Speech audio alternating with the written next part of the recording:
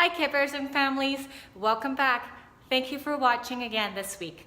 This week I want to talk to you specifically about our finger muscles, our fine motor muscles.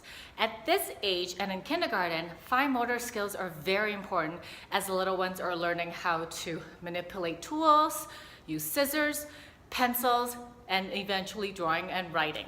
So to get them to have strong finger muscles are very important at this time of the year. So here are some few tips that you can try at home, and if you do them often, they will take about a minute each time. So do them at home so that it builds their muscles a little bit at a time. First of all, if you have crayons at home, you might have yours a little smaller. I actually break all my crayons into little pieces like this. So if you're okay with it, spend some time with your little ones breaking up your crayons into half. And the reason we like doing this in school is so that it encourages little ones to have the proper pincer grabs. If you give them a whole crayon, it's really easy for them to grab it like so. Whereas if you have a little piece, they're going to be forced to use their fingers, little fingers, and pinching onto the crayons like this. So try doing this at home. Encourage some drawing and writing time every day. Another thing that we've started using are scissors. If you don't already own a pair of scissors at home, you might want to look into getting a pair of safety scissors for little ones, or just speak with us and we can have a pair for you. These are the scissors that we have at school. There's a little hole and then there's a larger hole.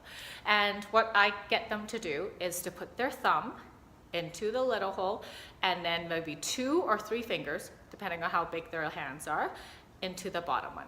Remember, your thumb is always up. So are you going to cut this way? Nope, you have to turn with your thumbs up. Are you going to hold your scissors this way? What's wrong with this? You're right, my thumb is in the wrong spot, so I have to turn it around and grab it like that. A lot of times if I place it on the table like this, so pretend that this is the table and I put it on like that, they will just very naturally put their fingers at the right spot and pick it up and go. So just watch them as they go and use verbal cues like open, close to help them. Always cut away from you, everybody. Some activities to encourage their cutting skills at home. It could be as easy as give them pieces of scrap paper of different sizes and texture and to just let them cut. They can cut strips, they can cut pieces, they can cut shapes, or you can use a piece of paper and draw some funny shapes or squiggly lines, and they could try to cut along that. We're going to be practicing scissor skills every week starting now. So try those at home, and when you have a few minutes in the car or in the grocery lines, you can get them to do some finger workouts. So here's some examples that you can try. Take their little finger, or your little finger, your finger, and hook them together. Have them pull and don't let go. See how long you can hold on to it before you slip off. Do that with every single finger. This is going to start building their muscle strength, their thumb as well. Another thing that they can do is do finger pushes. So just have their finger and your finger, try to push against each other. Let's see who's going to give out first. They can do it with their own fingers as well. Doing open, shut them, open as wide as you can, close as tight as you can. Doing finger stretches, crisscross all your fingers, and flip. You can flip it to go up, go down, or in front of you. So these are all just little ways that you can get their fingers moving in separate, different directions and individually.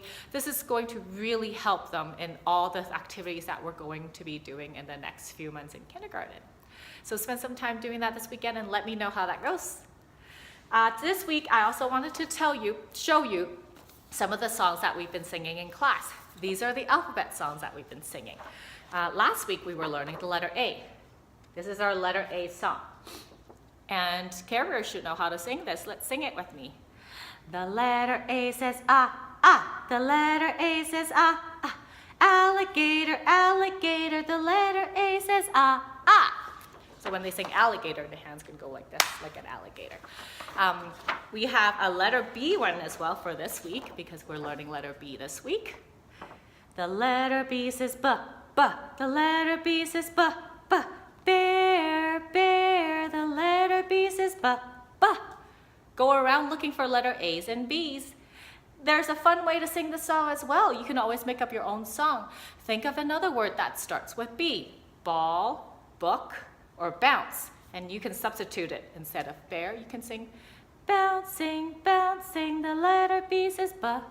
So try these at home. This is going to help reinforce their learning at school. Are you ready for Mrs. Ng's book pick of the week? This week we've been reading about Dog's Colorful Day by Emma Dodd. So this story is about Dog here with one black spot on the left ear, and his adventures throughout the day and how he acquired more and more colorful spots. It's a great way to count and to talk about colors and to talk about sequencing. So first, which dot did he get? And then what dot did he get? Where did he get it from? And then in the end, he has 10 colorful spots on him. And of course, he's going to need a bath.